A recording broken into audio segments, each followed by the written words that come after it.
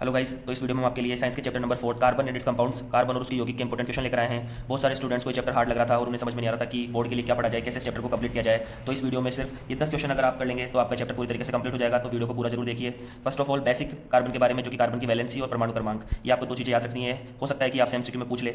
उसके बाद कार्बन के मोस्ट इंपॉर्टेंट क्वेश्चन चालू होते हैं, जो कि सबसे पहला इंपॉर्टेंट क्वेश्चन है इलेक्ट्रॉन डॉट स्ट्रक्चर, इलेक्ट्रॉन बिंदु संरचना। सबसे इंपॉर्टेंट 5 इनकी इलेक्ट्रॉन बिंदु संरचना आपको याद कर जानी है, बनाकर देखकर जानी है। अगर से हाइड्रोजन, नाइट्रोजन, ऑक्सीजन, मैथेन और कार्बन डाइऑक्साइड, ये 5 electron dot structure most important है। Second, allotropes of carbon, carbon के अपर रूप, ये एक इंपॉर्टेंट टॉपिक है कार्बन का, जिसमें डायमंड, ग्रेफाइट और फुलरिन, हीरा, ग्रेफाइट और फुलरिन को समझाया गया है। तो इनका पूरा आपको पढ़कर जाना है, इनके बारे में जो भी दिया गया है। थर्ड, डेफिनेशन, संयोजी सहसंयोजी आपस किसे कहते हैं, व्हाट इज कोवेलेंट बॉन्ड, इसकी डेफिनेशन आपको सिर्फ याद करके जानी है कि कोवेलेंट बॉन्ड क्या होता है। Fourth, IUPAC naming of carbon, carbon परमाणु का नामकरण आपको याद करके जाना है, जिसमें एल्किन, एल्केन और alkyne, alcohol, aldehyde, ketone, carboxylic acid और हेलोजेंस। हेलोजेंस में फ्लोरो, क्लोरो, ब्रोमो, आयोडो, ये आपको ध्यान रखना है। इनकी स्ट्रक्चर और फॉर्मूलाज आपसे पूछे जा सकते हैं, तो ये आपको पूरी तरीके से क्लियर करके जाना है।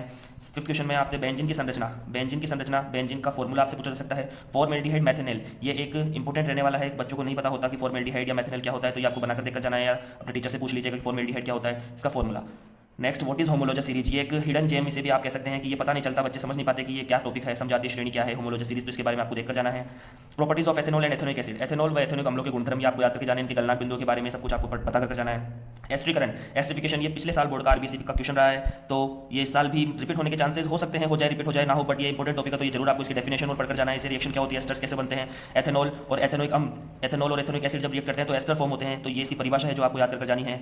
नेक्स्ट, आपका difference between soap and detergent रहने वाला है, साबुन व अपमार्जक में अंतर, ये एक इंपॉर्टेंट और बड़ा क्वेश्चन होने वाला है, जो इस साल बहुत इंपॉर्टेंट लग रहा है, आने के चांसेस लग रहे हैं इसके। लास्ट, रिसेंट प्रीवियस ईयर का आरबीसी 2025 का क्वेश्चन है मिशेल, जिसे साबुन की सफाई की क्रियाविधि भी कहा जाता है। बच्चे कंफ्यूज जाते हैं कि साबुन सफाई की क्रियाविधि कौन सी है, मिशेल कौन सा है, तो ये दोनों सेम क्वेश्चन है, एक ही क्वेश्चन है, तो ये लॉन्ग क्वेश्चन इस बार भी आपसे पूछा जा सकता है। तो गाइस, अगर आप ये 10 क्वेश्चन टोटल कर लेते हैं तो आपका चैप्टर नंबर 4 कार्बन और इट्स कंपाउंड्स, कार्बन और उसकी यौगिक पूरी तरीके से कंप्लीट हो जाएगा, और क्वेश्चंस भी इन्हीं में से आने के चांसेस है। तो प्लीज आप इस शॉर्ट को पूरा देखकर इन क्वेश्चंस को कंप्लीट कीजिए, जिससे आपका चैप्टर पूरा कंप्लीट हो। और वीडियो को लाइक कीजिए, चैनल को सब्सक्राइब कीजिए और अपने दोस्तों से शेयर कीजिए, ताकि वो भी सिर्फ एक शॉर्ट में ये 10 क्वेश्चन करके चैप्टर नंबर 4 को कंप्लीट कर लें। All the best for your exams, thank you.